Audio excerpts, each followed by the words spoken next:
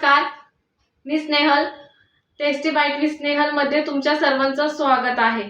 आज मी बनवणार आहे शेंदोड्यांची भाजी. ते बनवण्यासाठी आपल्याला काय काय साहित्य लागणार आहे ते बघूया.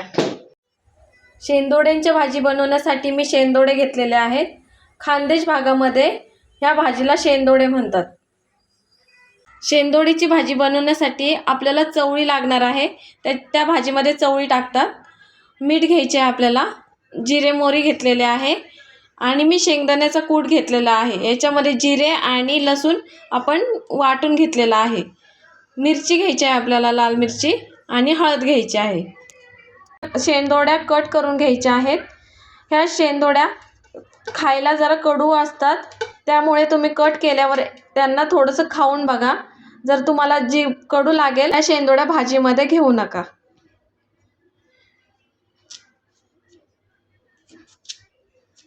असे कट करून घ्यायचे आहे आपल्याला शेंदोड्यांना.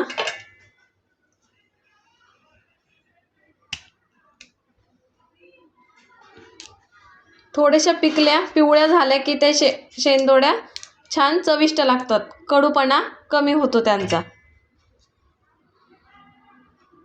असे 4 तुकडे करून घ्यायचे आहे आपल्याला.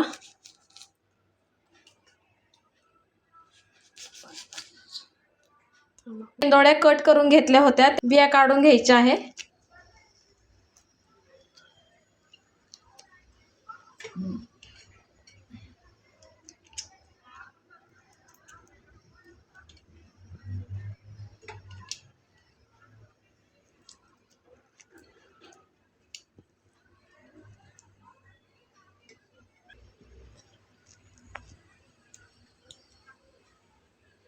बाकीच्या शेंदोड्यांमधल्या पण बिया काढून घेऊ आपण अशा शेंदोड्यांमधल्या बिया काढून घेतलेल्या आहेत. आपण कढईमध्ये पाणी गरम करायला ठेवले होते. आपण त्या गरम पाण्यामध्ये ह्या शेंदोड्या टाकून यांना शिजवून घेऊ.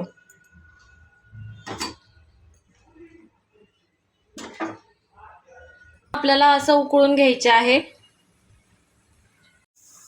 आपल्या शेंदोड्या शिजलेल्या आहेत. आता आपण यांना काढून घेऊ. आपल्याला चवळीला पण थोडंसं शिजून घ्यायचे आहे. शेंदोड्या अशा छान शिजलेल्या आहेत आणि आपण कुकरमध्ये जी चवळी शिजवली होती ती पण शिजलेली आहे. आता आपण भाजी बनवू. कढईमध्ये 2 चमचे तेल टाकलेलं आहे. आपल्याला जिरे मोहरी टाकायची आहे. आपल्याला जिरे मोहरी आपले फुटलेले आहेत. आता आपण लाल मिरची टाकून घेऊ. थोडीशी हळद टाकायची आहे. शेंदोड्या अशा टाकून घ्यायच्या आहे आपल्याला.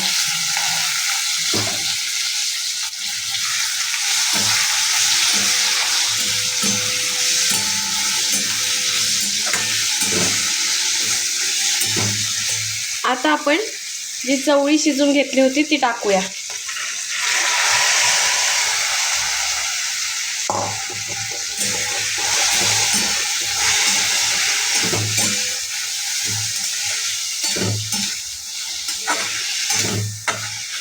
चवीनुसार आपल्याला मीठ टाकून घ्यायचे आहे.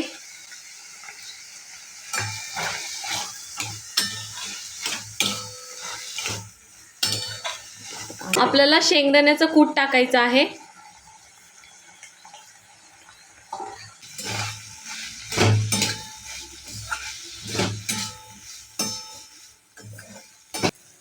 अशी थोडी परतली की आता आपण याच्यामध्ये पाणी टाकूया.